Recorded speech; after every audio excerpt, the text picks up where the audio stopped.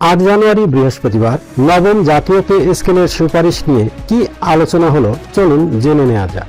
নবম জাতীয় pay scale নিয়ে চূড়ান্ত সিদ্ধান্ত নেওয়ার জন্য আগামী 21 জানুয়ারি পে কমিশনের পূর্ণ সভার তারিখ নির্ধারণ করা হয়েছে। ওই দিন কমিশন তাদের সুপারিশ চূড়ান্ত করে সরকারকে জমা দেবে।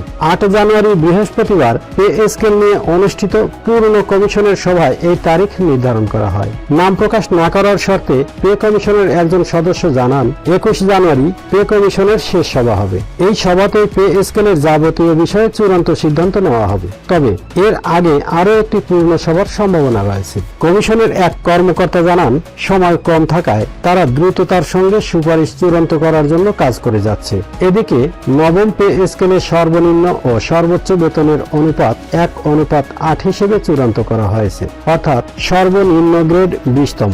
এর মানে সর্বনিম্ন গ্রেডের বেতন যদি 100 টাকা হয় তাহলে সর্বোচ্চ গ্রেডের বেতন হবে 800 টাকা। সর্বনিম্ন বেতনের জন্য 3টি প্রস্তাব পে কমিশনের কাছে এসেছে। প্রথম প্রস্তাবে 21,000 টাকা, দ্বিতীয় প্রস্তাবে 17,000 টাকা এবং তৃতীয় প্রস্তাবে 16,000 টাকা বেতন ধরা হয়েছে। এর মধ্যে যে কোনো একটি চূড়ান্ত হতে পারে। সর্বোচ্চ বেতনের স্কেল এখনো চূড়ান্ত হয়নি, কারণ বাড়ি ভাড়া, চিকিৎসা ভাতা ও অন্যান্য ভাতার বিষয়াদি এখনো নির্ধারণ হয়নি। এই পে স্কেল চূড়ান্ত হলে সরকারি কর্মচারীদের বেতন কাঠামোয় বড় পরিবর্তন আসবে বলে মনে করা হচ্ছে। সরকার ও সংশ্লিষ্ট বিভাগ বিষয়টি নিয়ে কাজ করছে।